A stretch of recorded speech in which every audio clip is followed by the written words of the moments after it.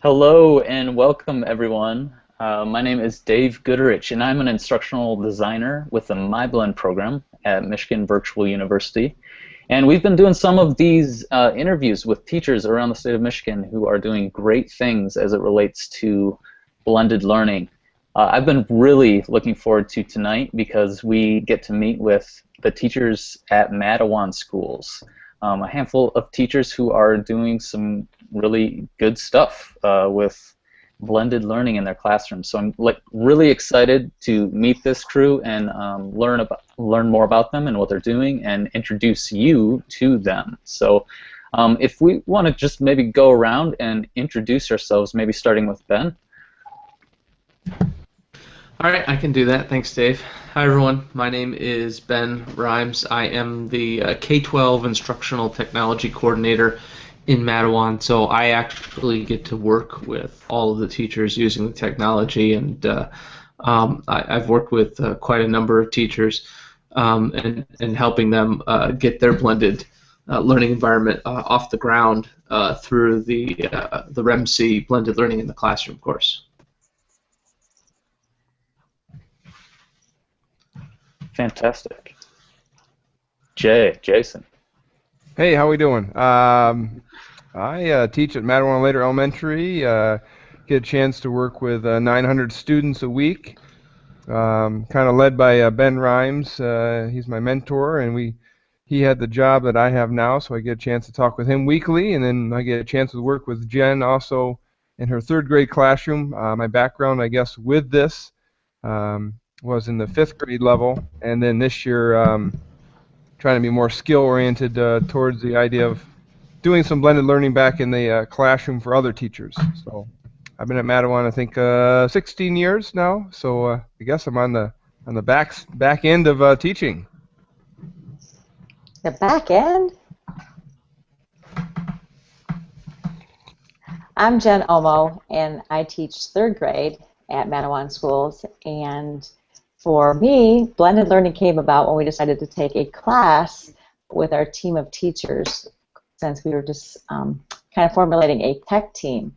And Ben said, well, let's take this blended learning course and see where we can end up. And now we started making a lot of videos and put a lot of our learning online, and it's kind of how we started that. Fantastic. So you guys like together are going through that REMC blended learning course then, is that correct? I took that class last year. Oh, okay. Mm-hmm. Yeah, so I'm actually an instructor for the course, and I did the initial pilot of it way back in the day, and then I've led two iterations, one a year, each year taking through a new group, and I just signed up to teach it again in the fall. So we'll have another group of teachers. I do work with some teachers outside, but most of the teachers in my course usually come from Mattawan. Fantastic. Cool. Yeah. So so you guys kind of touched a little bit on how you stumbled into blended learning. I think oftentimes on the topic of flipped or blended instruction, there's a lot of ambiguity as it relates to what on earth is this, because it is so unique, isn't it, for each context, and kind of rightly so. So maybe we could start off just talking a little bit about how, like, when you explain to people who ask you what is it that blended learning is, what are you doing with blended learning? How do you define it yourself when you're talking to teachers and others about it? Jen? Well, the way I look at blended learning, I had to actually go and look up a definition of what it meant, because I always thought of blended learning of a lot of different things for kids, and now we've actually introduced technology as part of that blended learning piece. And it's not just the teacher standing in front of the class anymore, giving a lecture to 30 little students, and they're all doing the same thing. And now they're doing a lot of different project-based learning. So the difference between project-based learning and blended learning for me, of where was that fine line and what did it really mean for me? And now I can actually have the kids show their learning and lots of different modes, and not just pencil paper. So it's actually been a great learning experience for my students. Mm-hmm. Yeah, I always try to, since I'm the guy that always has to try to convince people to take the course and to take those first steps, I have to be very careful how I pitch it. And over the last year and a half, I've kind of whittled and narrowed the pitch down to basically say, blended learning is basically taking all of the wonderful stuff that you do in your classroom that builds relationships with your students. So there's that social aspect, as well as the instructional aspect, the content and everything, that environment that you create, and amplifying it, enhancing it in an online space. Not just replicating it, but extending it out there and finding an environment that allows you to be the best teacher that you are in the classroom with tools online. But it also frees you up to help more kids along the way, and not just having to sit in front of the entire group. So it actually frees up the teacher for more of a one-on-one basis instead of that whole class scenario. That's true. The fun part for me is watching kids seeing that there's no limit, that the barrier has been broken down. So if this kid wants to pursue in this direction, you can let him do that, or let her do that. And then also, if someone wants to extend outside the classroom on their own, they can go and do that. And it's amazing when you open the door how many things come back to you they never really asked for, or they come in the next day with all this information that was totally on their own motivation or on their own desire to do. And so when that first started coming out and seeing that as an option, I thought, well, we probably should build something around this. And then talking with Ben Rhymes and some of the other teachers, I found out there was a term flipped, or there was actually a term being tossed around about this. And then for me, I started pursuing in the direction of kind of doing a one-stop shopping website with all these, sources for kids to go to, because at first I was scared to just let them loose on the internet. But also, when you have this hub of activity, it helped me be organized as a teacher to quickly move from one thing to another by having this one-stop shopping website for the kids. Yeah, and Jay, can you remind me? Did you say you teach 5th grade? I taught 5th grade for 10 plus years, a little bit of 3rd, a little bit of 4th. Now I'm the technology teacher at the later elementary and see the 900 kids weekly. Got it. And then Jen, you are teaching 3rd grade, you said, correct? Correct. Yes. Great. Yeah. So as you've been teaching, it sounds like differentiation has been a part of your pedagogy all along. And that doesn't surprise me, because I think the elementary teachers have been doing this for a long time in terms of, like what you said, Jen, project-based learning or cooperative learning and active learning environments. And then comes along these terms of flipped and blended, and it's almost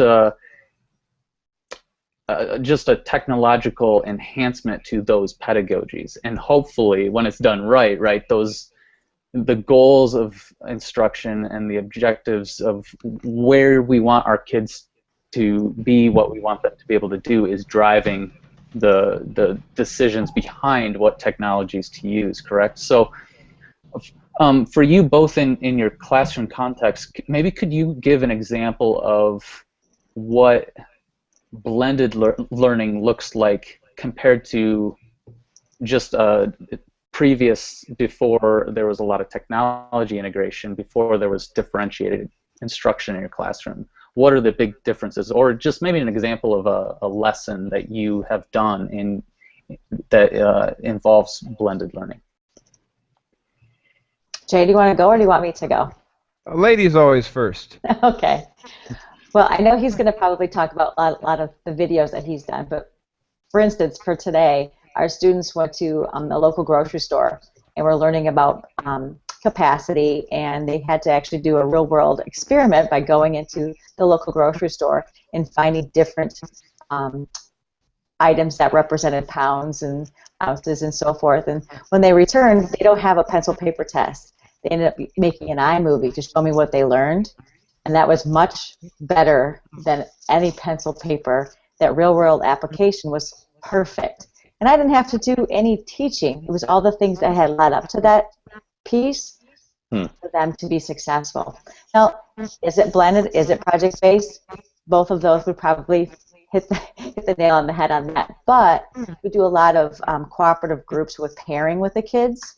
They'll run it by centers on the activities that I ask them to do. Some students will move quicker through them, and so by Friday they don't have as much to do as other students, but it also gives the other kids the opportunity to do things at home on their own time, where maybe they learn a little bit better. Well, I guess for me, since Jen said it, I forgot about the videos that we had done last couple of years, but a good friend of mine that's on one of the screens here tonight introduced me to video story problems and the idea of taking what you're learning in the classroom and applying it. Well, at the same time, we had kids already watching some videos ahead of time, bringing in the notes, and then we were talking about what they learned, trying to apply it to everyday walk, and then taking the next step of saying, hey, what can we do with this knowledge? Where can we use it or see it? And can you create problems for other kids to do based on the information you've learned? And it kind of led into a couple hundred or maybe 150 video story problems. And the neat thing behind that, it was pretty much student-driven once they got going. And there was a handful of them that I think might have slept and ate video story problems because there's quite a few out there. But the part that, like Jen was saying, it's better than any paper pencil test. And sometimes it's even hard to test what they learned because of the communication that was going on. There's some heated arguments about how they're going to do it and the way it was being applied. No, you don't quite understand this. This is how it really is. So really some powerful conversations. And then the organization leading up to it. I didn't give them a real strong template, but I gave them some guidelines. And so it was neat to see how different types of kids organized their thought process and their application of what they learned.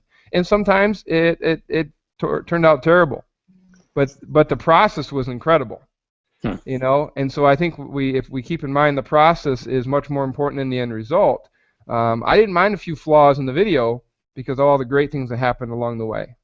I think also with our new teacher evaluation that we have, student engagement is the biggest component that we've been working on recently, and the amount of conversation the kids come up with. It's all student-led, and I can just kind of sit back and listen and think, wow, they are learning, even though they're using different types of tools. Yep. So have you seen the engagement levels of your students increase, or how have those changed since implementing blended learning strategies? Well, they're more involved because they know they have an expectation to foster their own learning, and it's not always going to come from me. So giving them those choices and those opportunities to take what they've learned and now implement it into different items, has been a huge component for us. And mind you, I have little people. They're 8 years old, and to see them grow from the beginning of the year not knowing how to use the technology to the point right now, it's drastic change. Yeah, that's got to be awesome to see. Huh.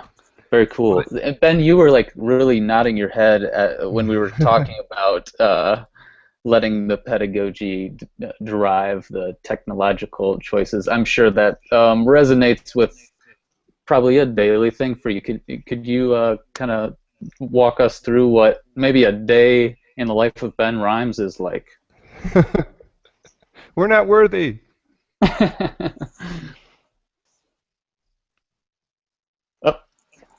We don't have there we go. audio. There we go. I've only got an hour left here, so I don't know if I'll go through a whole day.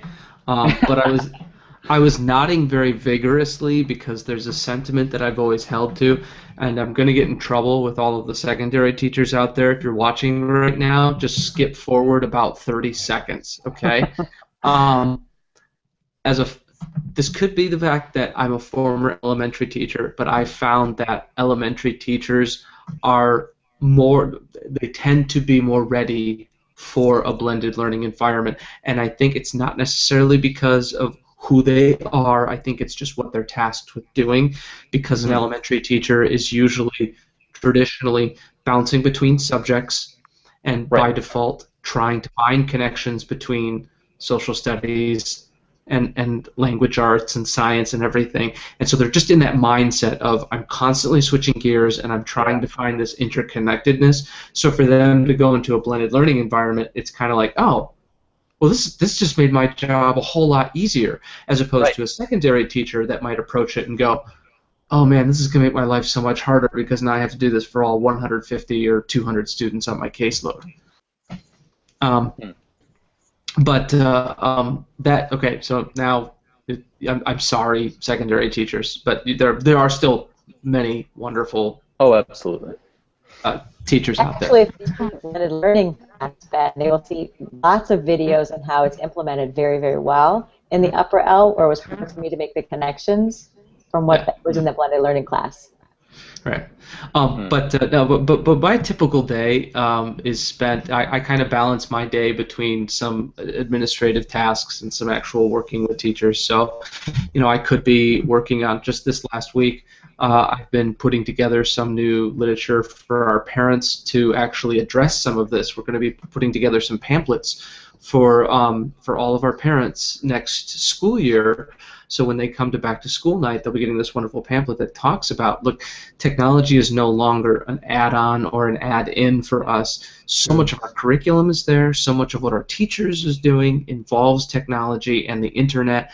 And so to help better educate them along those lines, just to say this is what your students are going to be doing. So I've been working a little bit on that. I've also been going into some English classes recently at the high school. They've been doing some digital storytelling projects, so I've been presenting some different opportunities to try to give them as many choices and avenues to express themselves as possible. And then just following up with teachers, talking with teachers like Jen and like Jason and people all around the district, just kind of check in with them, see how things are going, because I know both Jen maintains a blog with her students where they communicate. She asks some wonderful open-ended questions, and they have some great dialogue outside of class time, and it's like this crazy, awesome homework the kids want to do. They're excited to go home. I'm going to write this awesome message to my teacher. And I know Jason does a digital publishing center with students and gives them an avenue to publish their stories, publish their videos, things like that. So it's really exciting for me to spend some of my time listening to them, gathering their stories, and sharing them out, similar to what you're doing here. Yeah, absolutely. And the sharing of stories from the student level is such a powerful part of the learning experience for them. And then for us to just share from our teaching experiences, that can also be hopefully very good professional development experience for others able to hear from even what you're doing right now in this very moment. So I don't think Can I add one thing? Yeah, please. Ben, mentioned that digital publishing center, and the coolest thing sometimes happened by default, because I had a student that wanted to write all the time, and so I'm going, where can I put this? They want to get on and type these stories. I'm thinking, well, I didn't assign it, and I don't want to correct it. So it's one of those realities. So I thought, well, we need to have a place for these kids that want to write, beyond the assignment or beyond the curriculum. And so I thought, well, we need to put something together here. And so at that time, Google Sites was not as friendly, so we did a lot of cut and paste and drag and drop and get this digital publishing center up. And the next thing you know, one of the other kids said, "Hey, can I write one too?" I'm thinking, wait a second, I didn't assign it. And so then another kid, and then another kid. And so there's a page there. I don't know how many there are. There may be maybe 40 or 50. And the same kid who started this, I just received today a paper. He's been writing for 2 years. It's up to about 35 pages, and he keeps going back and adding on to it. So the reason I mention it is if we give them an avenue to go down without any stop sign or any ending point, you might be amazed what they come up with on their own. Yeah, these are the kind of problems we want, right? Yeah. I mean, that is Yep. awesome. Like, and I think it does wonders, doesn't it, for them to have these new authentic audiences that they're actually writing for. I mean, Mm-hmm. that Now they know how to write for an audience. right, Yes. right, yeah, makes a huge difference. Interesting. Now, So, the additional piece with that is, okay, so today I share this paper as an example, because the kid's now in 7th grade. This is 2 years ago. And mm, so I said to my classroom, who would like to, jump on board and be able to comment on his page? So then a bunch of kids streamed up, and we added them onto his Google document. And there was probably 17 kids that came up that wanted to read what he had wrote. So he doesn't mm, even realize his audience just expanded. And now what he provided for the other kids is an example of what a writing would look like. man, that's beautiful. I love it. So, since you've started like integrating blended learning strategies, what have been reactions from the parents? What have been reactions from your fellow teachers, from administrators? What's been the overall pulse you've had on general reactions overall? Well, the biggest thing is you have to bring the parents along. You have to educate them what their child is doing at school, that they're not getting on the computer when they get home just to play games. Yes. There is a purpose. That's the biggest thing with parents is you have to get through. And allowing them enough time on the computer when they get home. That's another thing that we've run into with a little bit of a hiccup. Also with students that don't have technology at home, and how Yes. you can actually give those students the opportunity, even though they don't have it at home, where can they go and get it after school, like the library, or coming in during the recess time, or coming to school a little bit early, making sure that those are available for those type of parents. Ben, you want to speak on that a little bit since you've been across the district? Yeah, it's really nice. I feel like I'm blessed to work with a lot of teachers that have really good relationships with both their students and their parents, and there's a really strong communication piece with home. So I found that most of the teachers do a really good job with, putting some materials out there saying, look, this is what we're going to be doing, so we're going to be trying, that sort of thing. So parents are kind of like, okay, I trust you on that. And that really hasn't been an issue. But I find that, the teachers are just doing the things that they normally share or do. So at the early elementary level, I've got 2nd grade teachers and 1st grade teachers that are having the students create little screencast tutorials of this is how we solve these little tech problems in school, or this is how I solve this math problem. And they share that with parents, and of course parents eat that up, right? Oh my gosh, how can I go share that with the grandparents and things like that? Oh yeah. Yeah, right. And then that extension just goes to later elementary, where we start to introduce some blogging, and the students are, we're being very respectful, no last names, just first names. We're talking about content, that sort of thing. So by the time you get to the middle school, it's not necessarily an expectation. We haven't gone so far as to say every student will be doing this every night, because we want to honor home time. But when it does happen, parents are receptive of it. And so they say, oh, okay, well, I understand. My student's going to have to go on Edmodo tonight, or is going to have to go on their Google Docs and do something to respond to another student or to something that the teacher has asked them to do. And so far, it's worked pretty well. How about for you, Jason? How is that similar to your experience?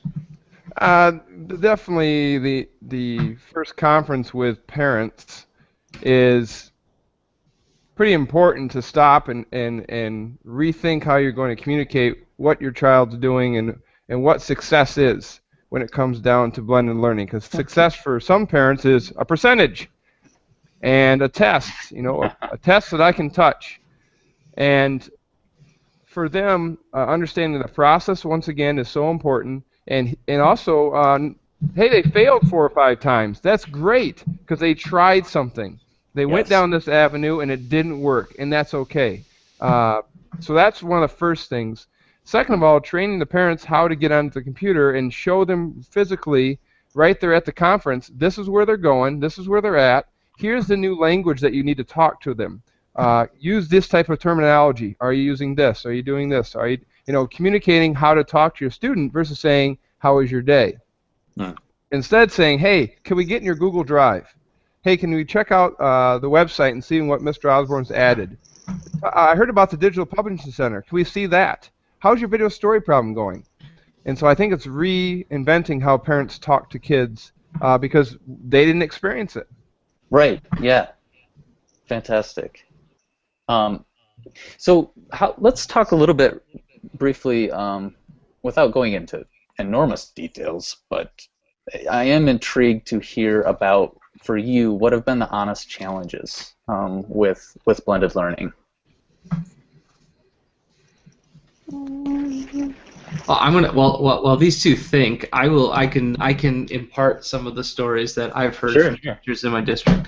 At the secondary level, and I sort of mentioned this before, one of the biggest challenges is the teachers are intimidated by the number of students they have. If they've got 150, 160 students that they're working with, they're incredibly intimidated with, if I'm going to do an online discussion, am I going to have to respond to all 150 students' posts? How do I do that? And then you get into other issues with not just responding to forum posts, but grading, things like that. I can have all the kids do a collaborative project in Google Docs, and they're working with one another and everything.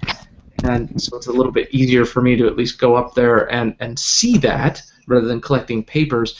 But that's incredibly difficult then when, boom, I've got 150 docs, or I've got 75 docs that are all right there. And how do I manage that? And so that's a piece where I have to talk with them or sit down with them and say, okay, well, let's talk about organizing your online space the same way you would your physical space.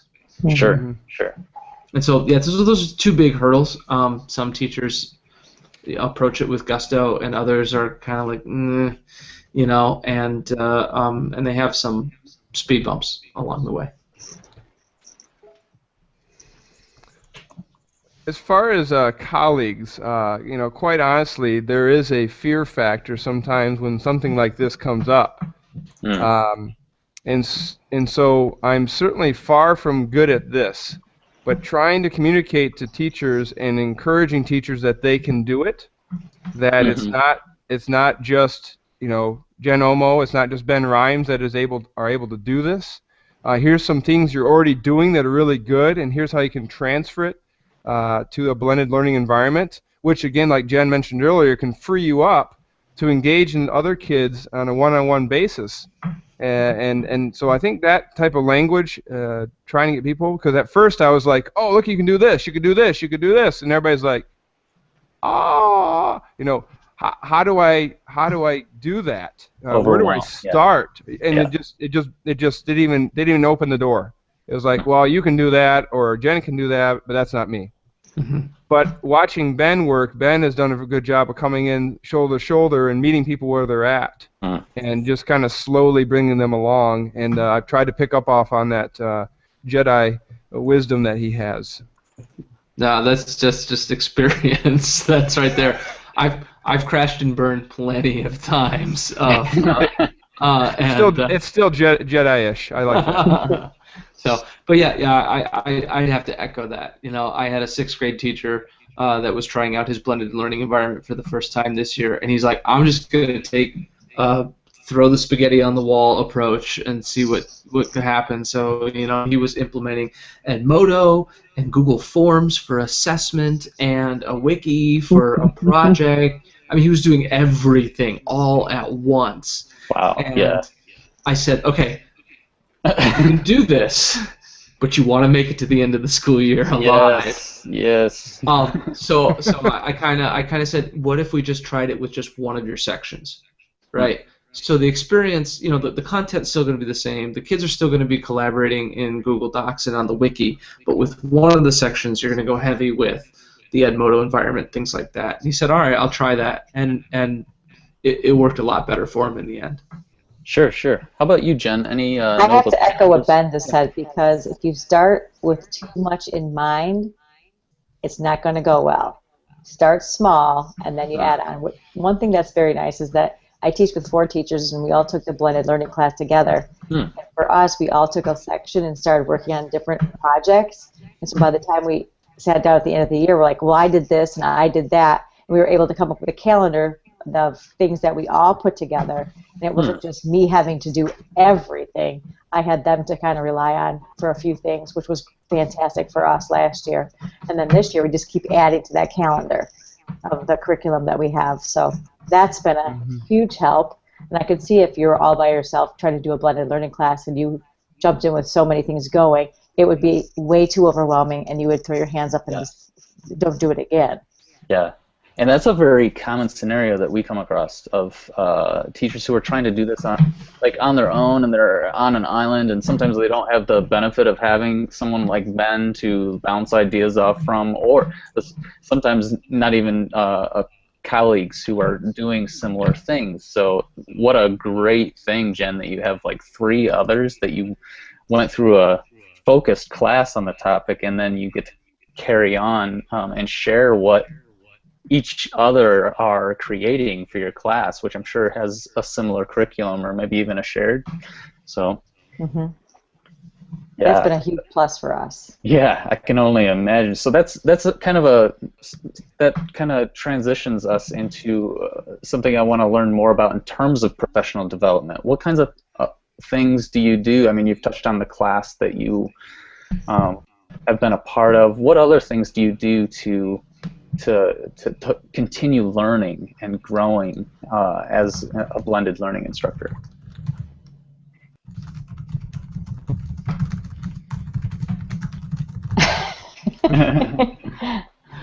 No, don't everyone go at once. It's all right.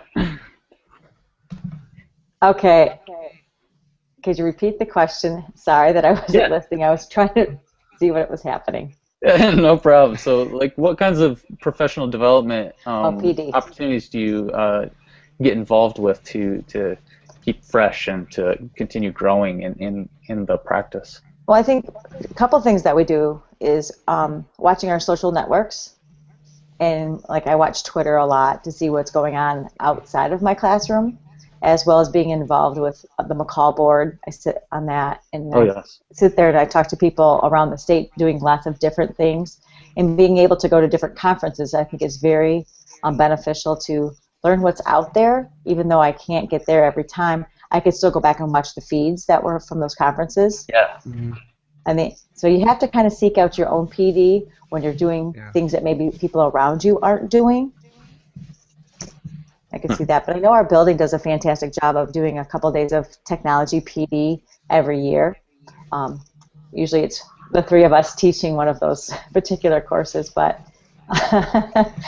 so it's harder for us to get PD since we're presenting, but that's why we need to go outside the district and find other things that will help us fill those avenues.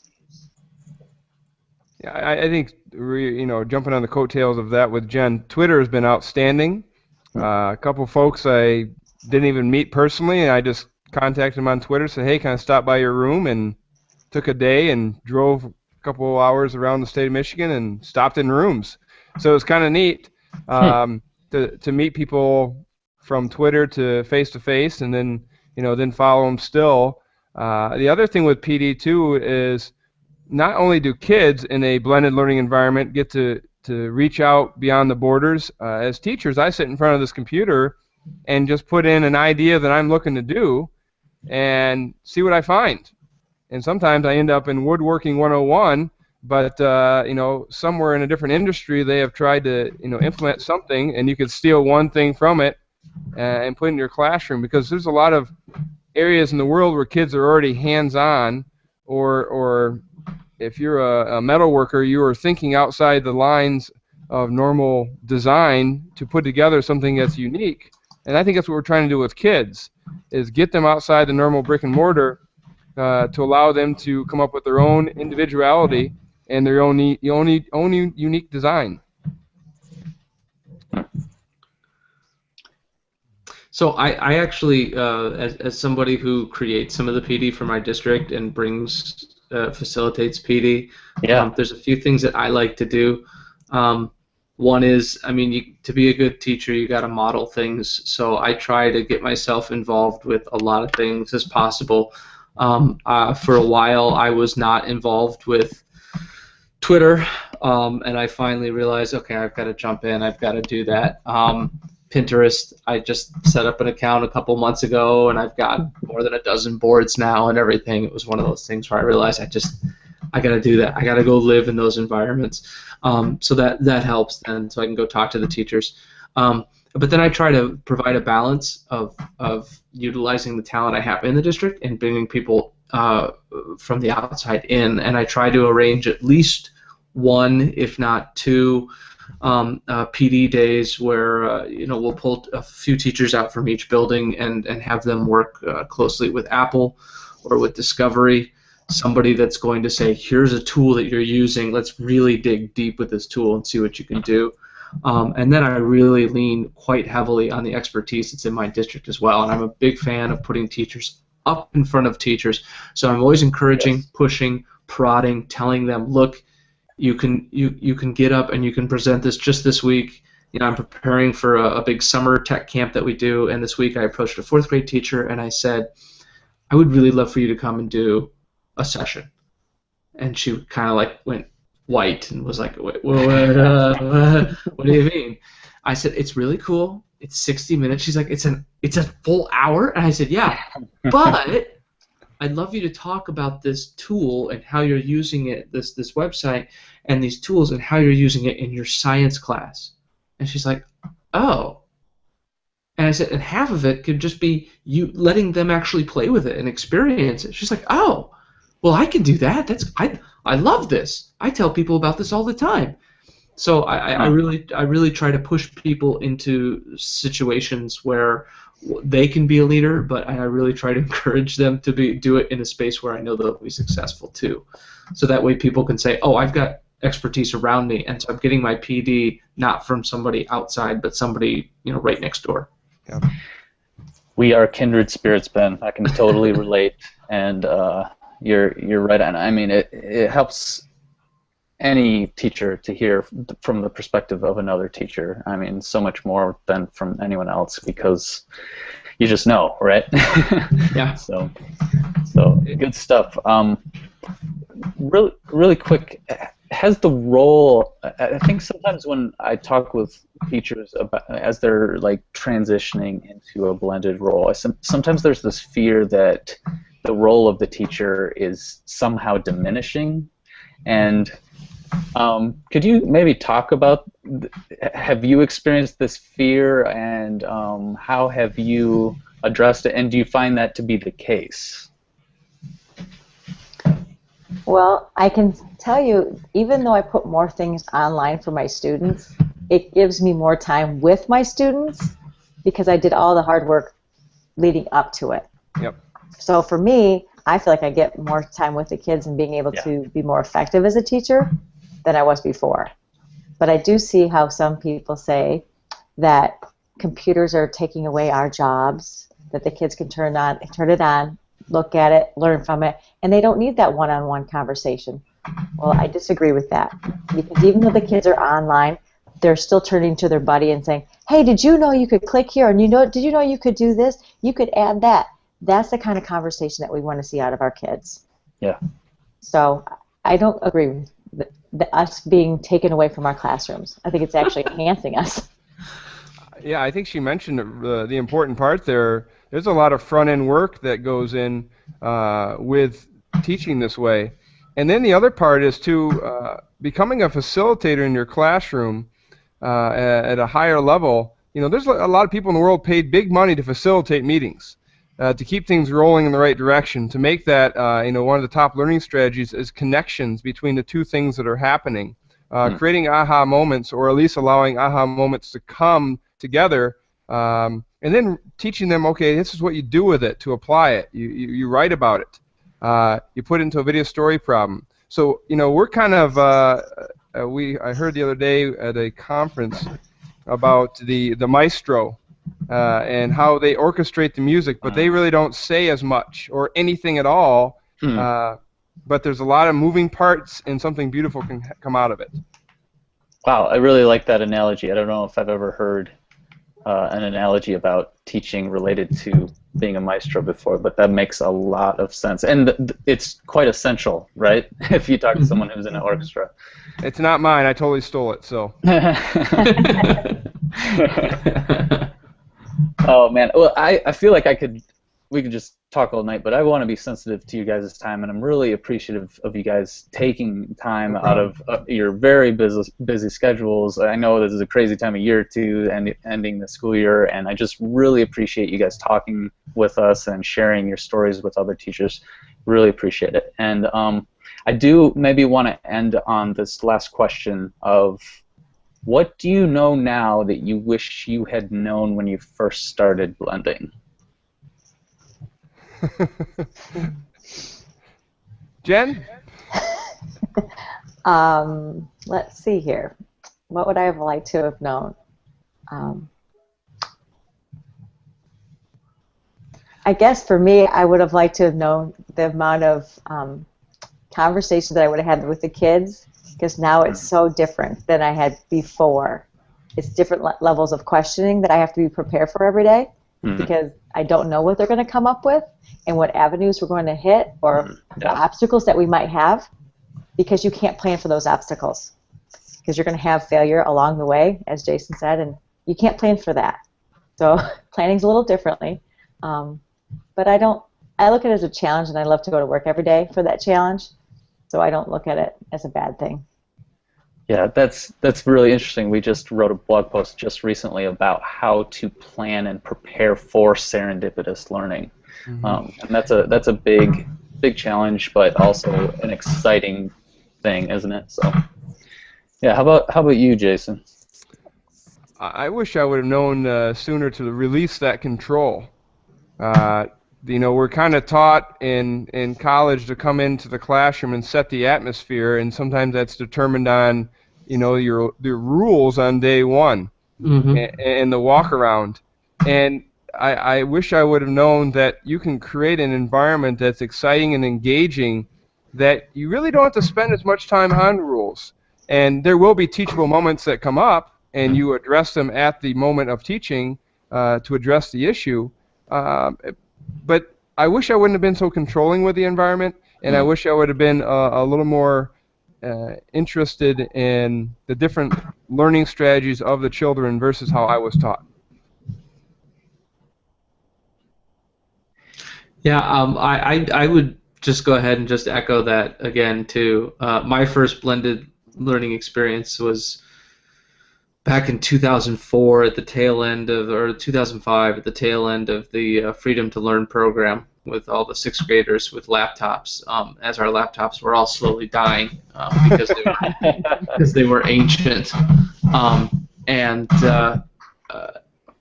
so we use technology all day long, and even though I gave them opportunities to do collaborative projects and to do a little bit of blogging and things like that, it still was very, very highly structured.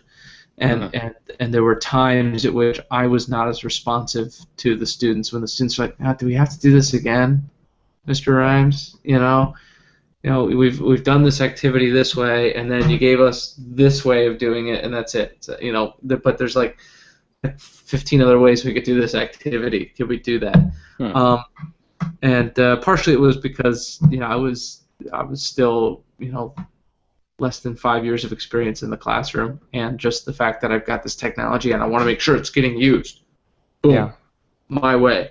Yeah, so I would just echo that. Just being able to go back and just slap myself and say, this classroom is for the students, not you. So. So, and I've heard you guys also talk about like starting small, taking small steps. Don't try to take too much at a time. And there's been this kind of common theme. It's so nice that you guys have each other, and that you have Ben, and so you've got these opportunities where it sounded like you, Jason, were even able to visit other classrooms because of connections you made on Twitter. So really good advice I think you have and you've shared with fellow teachers all around the state and the nation and the world for that matter. So again, thank you guys so very much for taking the time to be with us tonight. Anytime. Really appreciate it. Had a great time. Great. And we're looking forward to hopefully doing more of these. We'd love to at some point, even if you're willing for us to even come out and visit your classroom and see what you're doing. It's fun for us to learn all the different blends, right? All the different blends there are. So exactly. So thank you guys so much, and to all our listeners tapping in maybe now or in the future, thank you for checking this out. And you have seen Jason and Jen and Ben's Twitter handles. Please feel free to do a shout out to them and say thanks for taking the time and connect with them there. I'm sure they have lots of advice to share with you further from here. So thanks again, guys. Have a great night, everyone. Cool. Thanks, Dave. Yeah. Thank you.